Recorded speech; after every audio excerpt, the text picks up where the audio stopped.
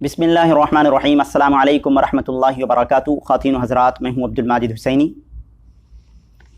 صلاۃ الاستخارہ ایک ایسی نماز ہے جس کے ذریعے سے اللہ تعالیٰ سے خیر کی طلب کی جاتی ہے۔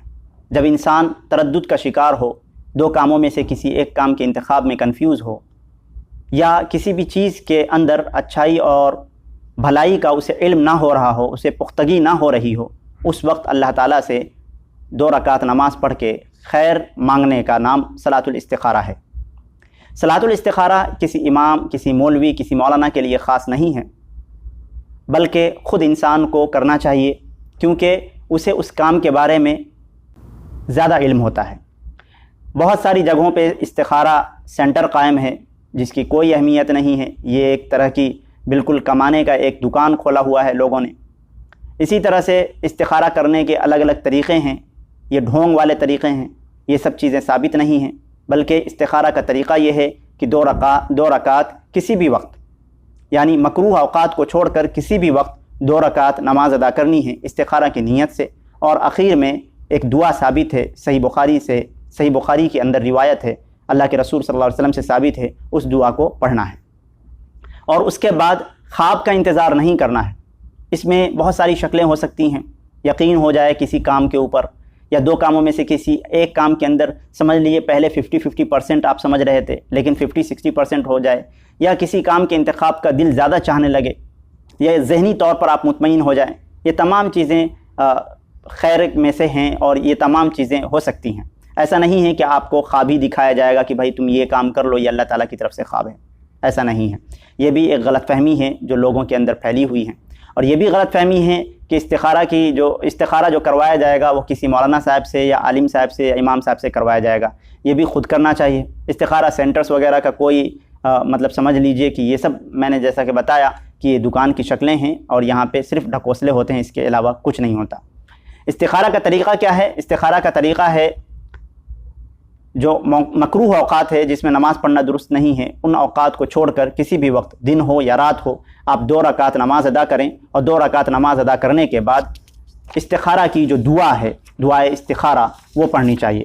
دعائے استخارہ کیا ہے اسے آپ یاد کر لیجئے، اگر آپ کو یاد نہ ہو تو ایٹ لیسٹ کم سے کم اتنا کریں کہ آپ سامنے رکھ کے دعا دیکھ کر بھی پڑھ سکتے ہیں۔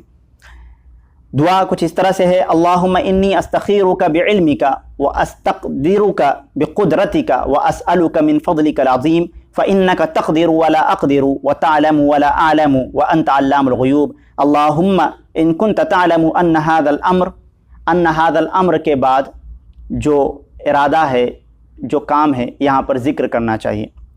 جیسے الامر، یہاں پر اپنے ارادے کا نام لے، جیسے کہ شادی ہے، زواج، جیسا کہ کوئی دکان کھول رہا ہے، جیسا کہ 2 رشتے آئے ہیں اس میں سے کسی ایک کا انتخاب کرنا، یہاں پر نام لے، اور پھر آگے پڑھے: خیر لی فی دینی ومعاشی وعاقبت امری فاقدرہ لی وان کنت تعلم ان هذا الامر، یہاں پر بھی امر کے بعد جو ارادہ ہے اس کا نام لے۔ شر لی فی دینی ومعاشی وعاقبت امری فاصرفہ عنی واصرفنی عنہ واقدر لی الخیر حیث کان ثم رضینی بہ۔ یہ دعا ہے، یہ دعا پڑھ کے بس مطمئن ہو جائیں، انشاءاللہ تعالی اللہ تعالیٰ جو ہے بھلائی، آپ کو جو خیر ہے اللہ تعالیٰ اس کام میں، اور اس میں اگر شر ہوگا تو اس سے آپ کو دوری ہونی شروع ہو جائے گی، یا خود احساس ہونے لگے گا کہ نہیں، یہ کام کو نہیں کرنا چاہیے۔ جس پر آپ مطمئن ہو جائے ویسا آپ کو کر لینا چاہیے۔ اس کا ترجمہ بھی آپ کے سامنے سنا دیتا ہوں تاکہ آپ کو علم ہو جائے کہ اس دعا میں کیا اللہ سے مانگا گیا ہے۔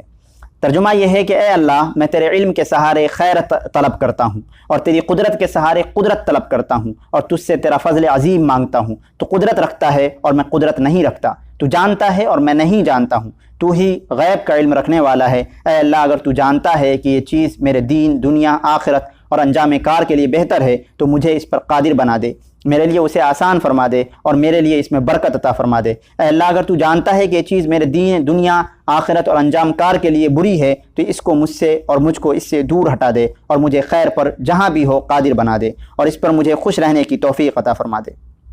اور رسول اللہ صلی اللہ علیہ وسلم نے پھر اس میں جو نام بھی لیا ہے، جیسے امر کے بعد جو ہے میں نے بتایا کہ ارادے کا نام لے، جو کام ہے اس کام کا نام لے، اور یہ صحیح بخاری کے اندر کتاب الدعوات کے اندر موجود ہے۔